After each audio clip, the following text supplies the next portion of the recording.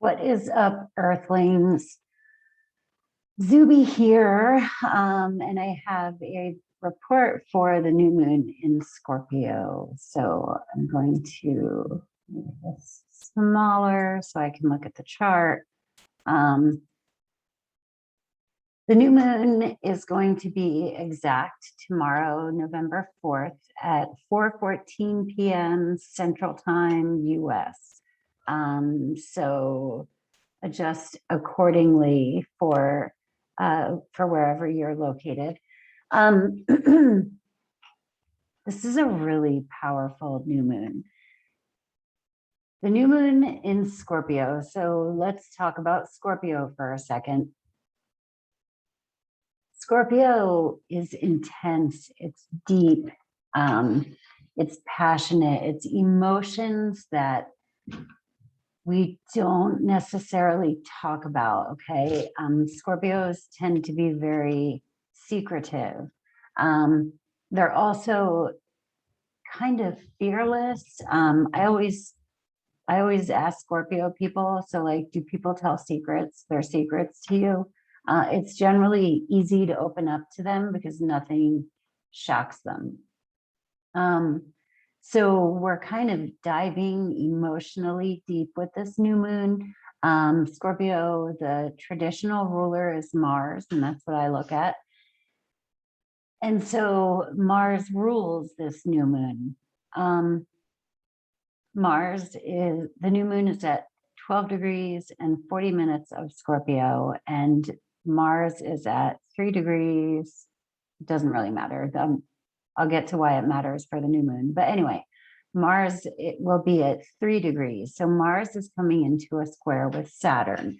But Mars is not only ruling this new moon, Mars is at home in Scorpio. So Mars feels good.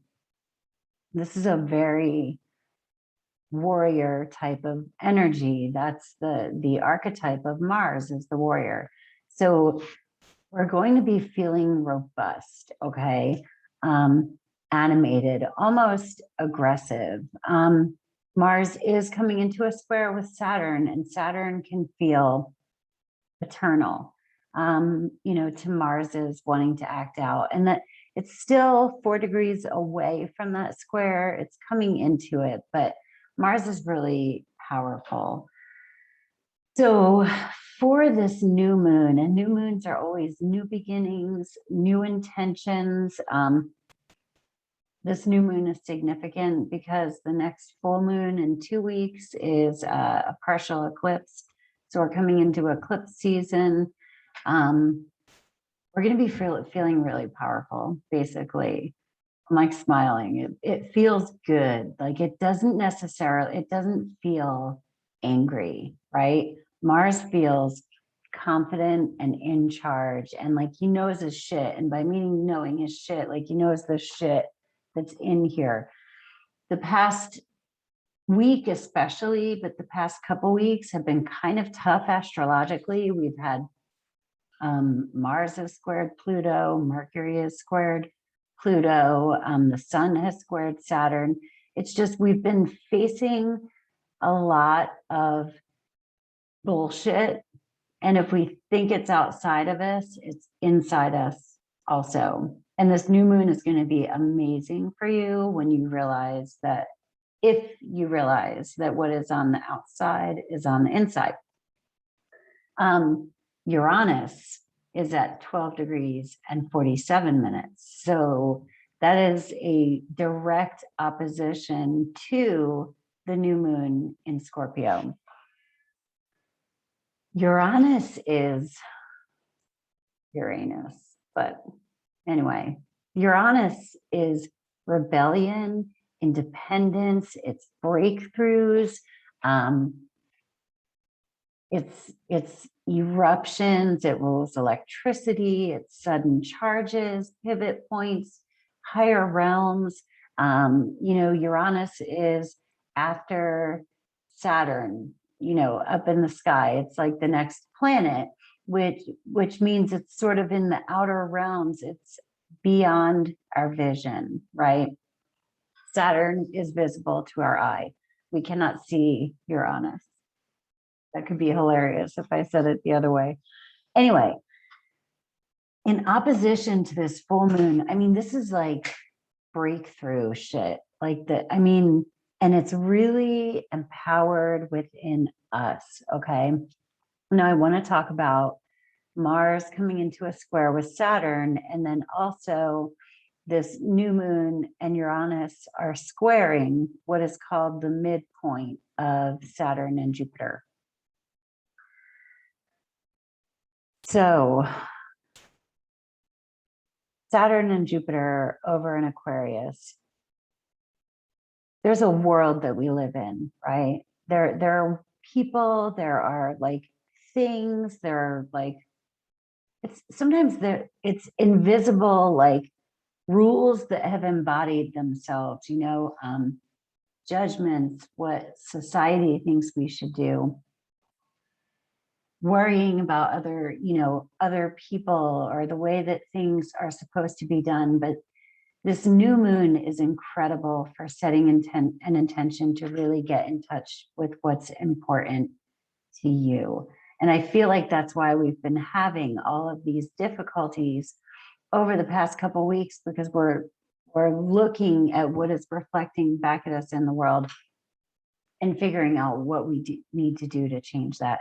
There is an element of trust with this. There's an element of having faith in the universe. As far as just breaking through to what feels like a very freeing, energetic, like release, okay? And it may not even make sense, like tangible sense right now, but at least internally or spiritually, it's a good time to build this up.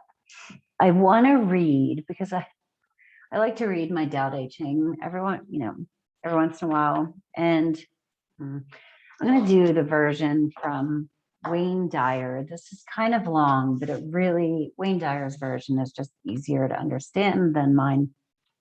Mine is pretty complicated, but it's the 20th verse of the Tao Te Ching. And it's from, hold on. There we go. I'm back, so I can make sure I'm putting this on the screen. Wayne Dyer. Okay. Give up learning and you will be free from all your cares. What is the difference between yes and no? What is the difference between good and evil? Must I fear what others fear? Should I fear dissolution when there is abundance? Should I fear darkness when the light is shining everywhere? In spring, some go to the park and climb the terrace, but I alone am drifting, not knowing where I am. Like a newborn babe, before it learns to smile, I am alone without a place to go.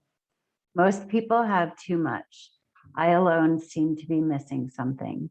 Mine is indeed the mind of an ignoramus in its unadulterated simplicity. I am but a guest in this world. While others rush about to get things done, I accept what is offered. I alone seem foolish, earning little, spending less. Other people strive for fame. I avoid the limelight, preferring to be left alone. Indeed, I seem like an idiot. No mind, no worries.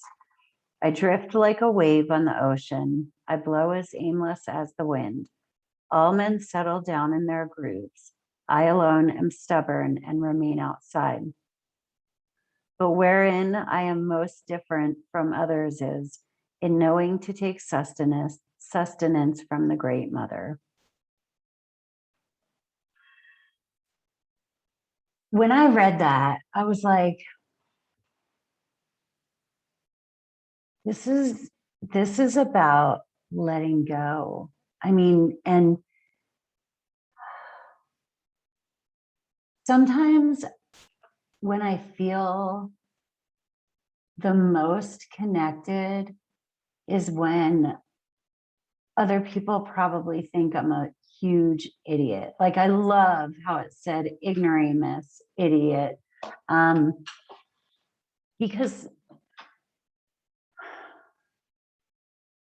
it's kind of dumb, you know what I mean? To trust and to step forward in faith and to really be you, you know, and to trust the world with your genuineness, if that's a word. But that's what this new moon is really calling us to do, is to be who we are. And I want to look at my complicated book too, because, oh, and then I'm going to pull a card.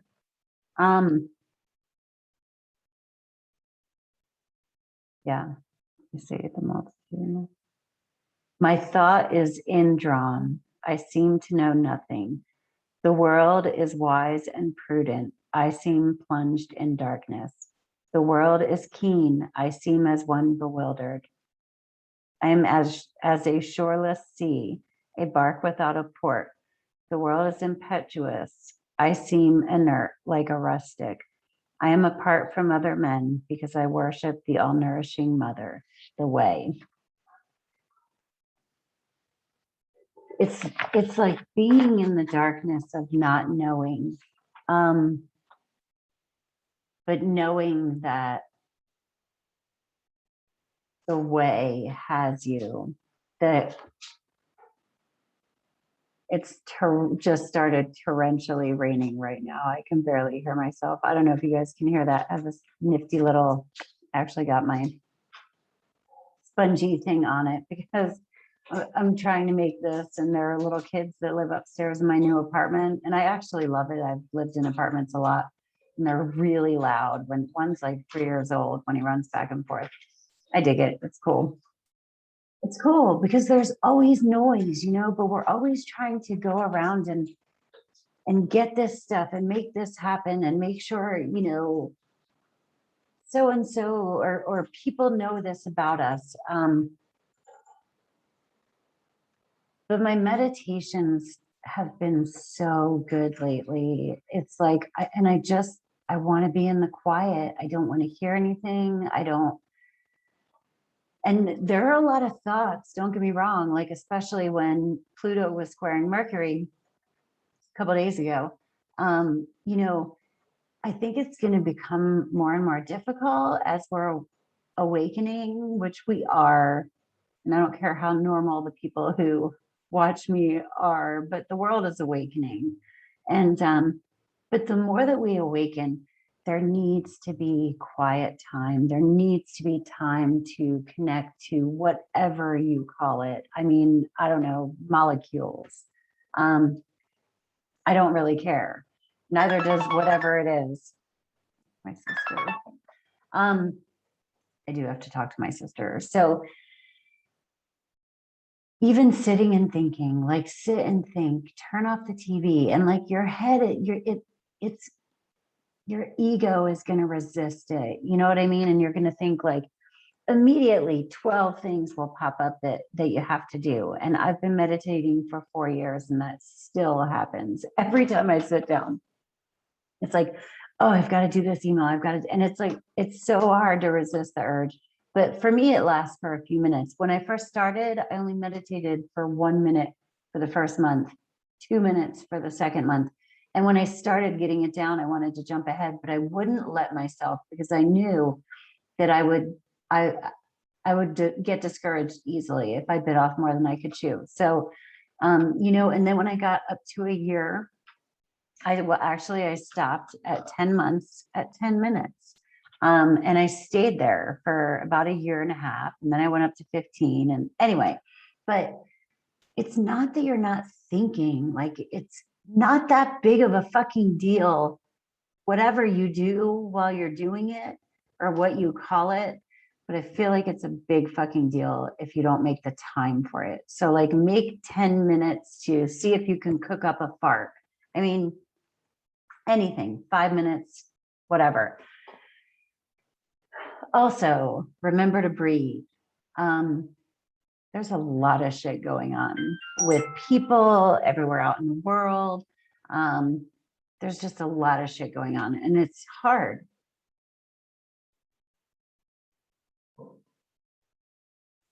And you have to remember to come back to center, to come back to the right now, even if it's just one breath. Anyway, yeah, this new moon in Scorpio, it's deep, it's penetrating, it's really, really digging into our internal life, right? It's not about learning all this outside stuff. It's not about learning things so that you can be smarter or knowing more. It's about knowing less. That's what they just said. It's about knowing less. We don't have to know so much shit. You know, the universe has got it. God, that feels really good to me. I don't know about you, but this is just coming to me. Anyway, if you are willing to take the risk and go inside and not care if people think you're an idiot, because I'm telling you, it feels really good in here when it takes practice, but I think that did start right away for me. You know, once I got quiet and I knew I did get moments where I would feel love. And the thoughts were pretty persistent, especially in the beginning and all of that. But like there were pauses, you know, like Morse code kind of, like there'd be like a, oh, I feel it. And your mind will jump at it and play with it and all that. But the deep breath one is really good because you're not really thinking about anything when you take a deep breath, but maybe take a deep breath and say, I am love. I am fine. Anyway, that's what I got for you. If you are interested in a personal reading, astrology or tarot, my information is below. Have a happy new moon tomorrow. Peace. Namaste.